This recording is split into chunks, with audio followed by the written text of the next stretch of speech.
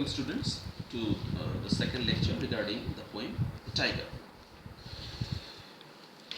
The Tyger, the poem Tyger is taken from Blake's second collection of poems, which is Songs of Experience.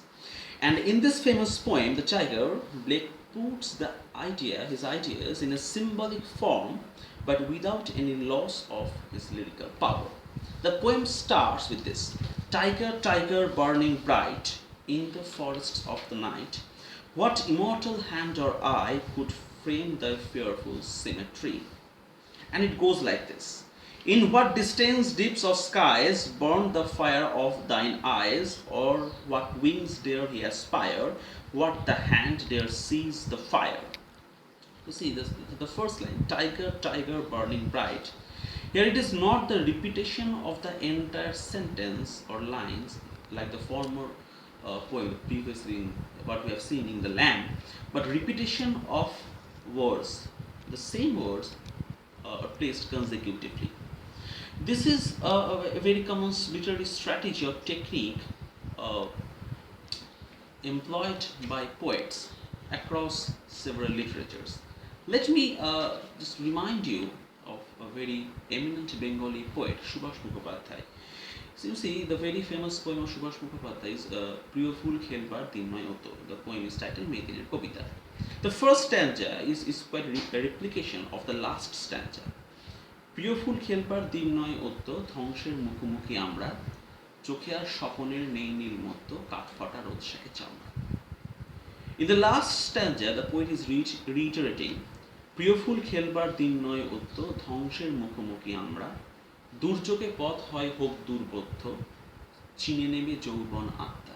So same replication of the ideas depicted in the initial stanza, in the very beginning stanza of the poem. In this poem, you see what Blake is writing in the last stanza. Tyger, Tyger, burning bright in the forest of the night, what immortal hand or eye dare frame thy fearful symmetry? The only difference is that he is using the word dare instead of could frame thy fearful symmetry. So substituting dare with the word could. This is the only difference which exists between the first stanza and the last stanza. So reiteration of former ideas is a very common literary technique applied by authors or poets across several literatures, be it English or Bangla or anything else. The pattern, the aesthetic pattern is analogous. Now see, before beginning the poem, I would like to say that we know the idea of what we call in Bengali Bhayankar Sundar. Bhayankar Sundar. The entity or the thing which is at once frightening, terrible, but which is at the same time very beautiful.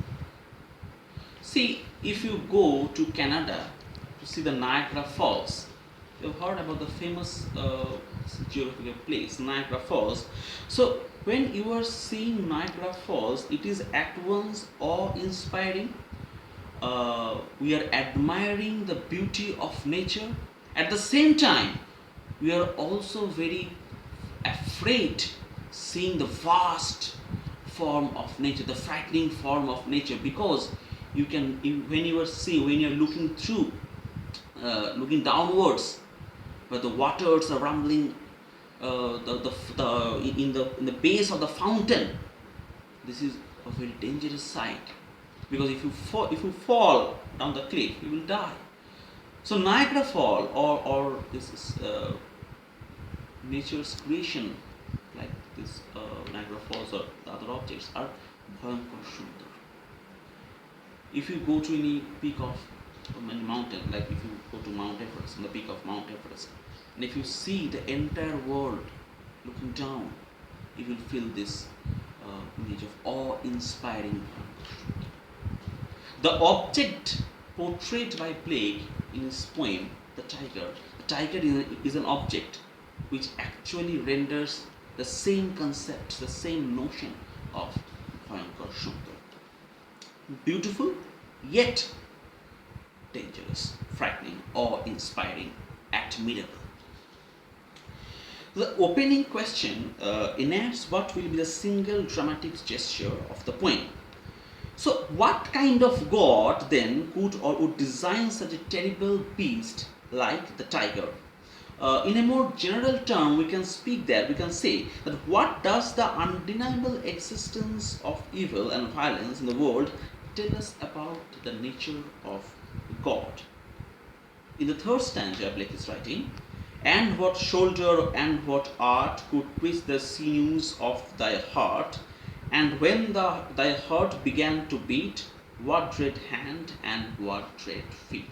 So, physical description of the tiger who roams in the jungle, right? This poem explores and by perfectly beauty and yet perfectly destructive in the sense that Blake's tiger becomes the symbolic center for an investigation into the presence of evil in the world.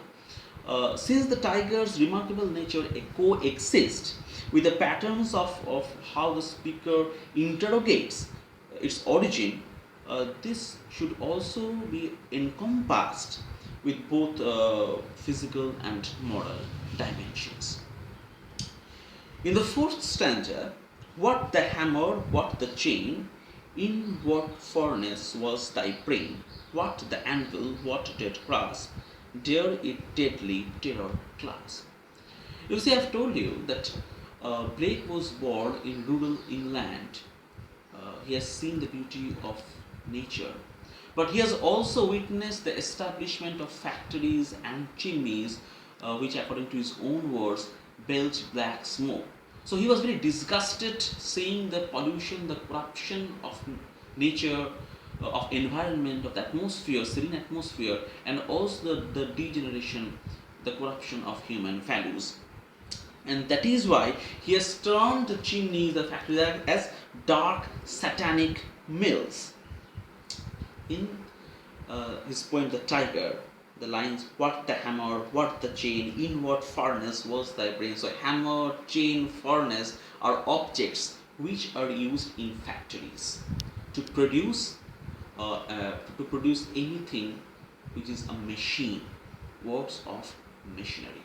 So Blake is questioning in what kind of factory, in what field this awe-inspiring animal, wild beast, the tiger, is constructed, is produced.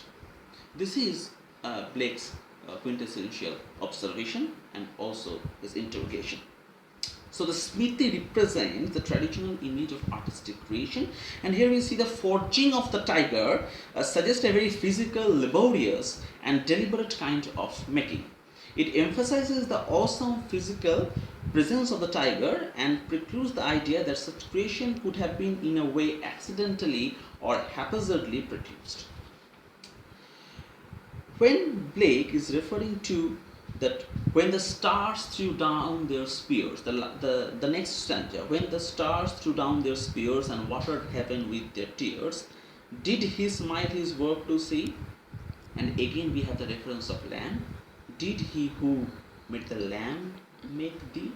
So it means the tiger was made in some cosmic crisis when the universe turned round in its course and began to move from light to darkness. Blake is questioning whether the same entity, that same power who had created the lamb, also created the tiger. Symbol of innocence and simultaneously symbol of experience. Because you see, God, if we believe in God or the Almighty or the supreme power who has created us, has also created the evil of this universe, has also created all those dangerous, the frightening things of which we are afraid. So creation of innocence and experience, creation of purity and evil, concomitantly done by that a singular entity, a single supreme or absolute power. And the last stanza, Blake is referring that "Tiger, tiger, burning bright in the forest of the night," and a repetition of what he had said in the very first stanza. The reference to the lamb in the penultimate stanza reminds the reader, reminds us that tiger and lamb have been created by the same God.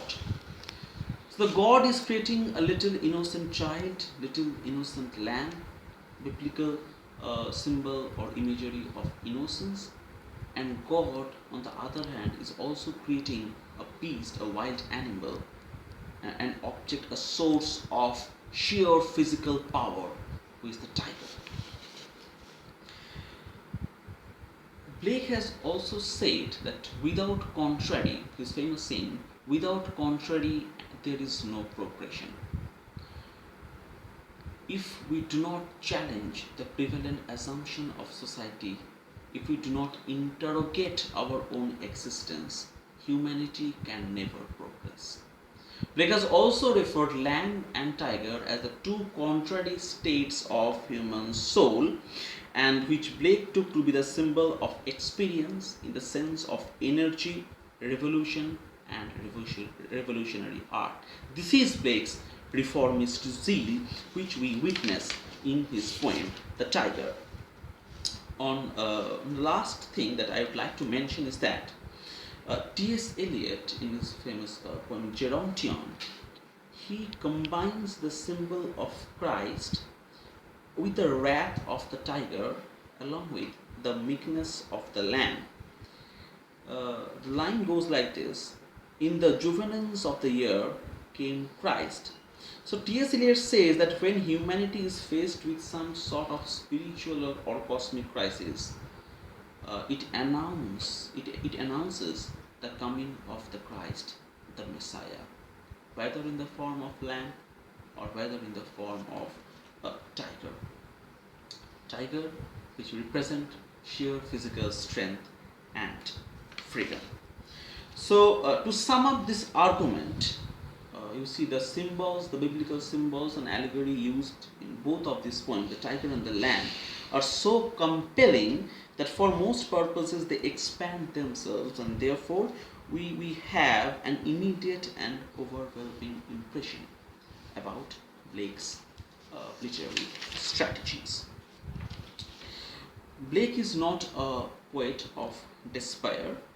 The true innocence is not the thoughtless innocence of the child. It comes by experience, and this is the highest mark of attaining wisdom. So students, please go through the questions and materials that I have given you, that I have circulated among you. Prepare your answers and you can get it checked by me. In my next lecture, I shall be discussing the poem The Chimney Sweeper. So till now, have a good day.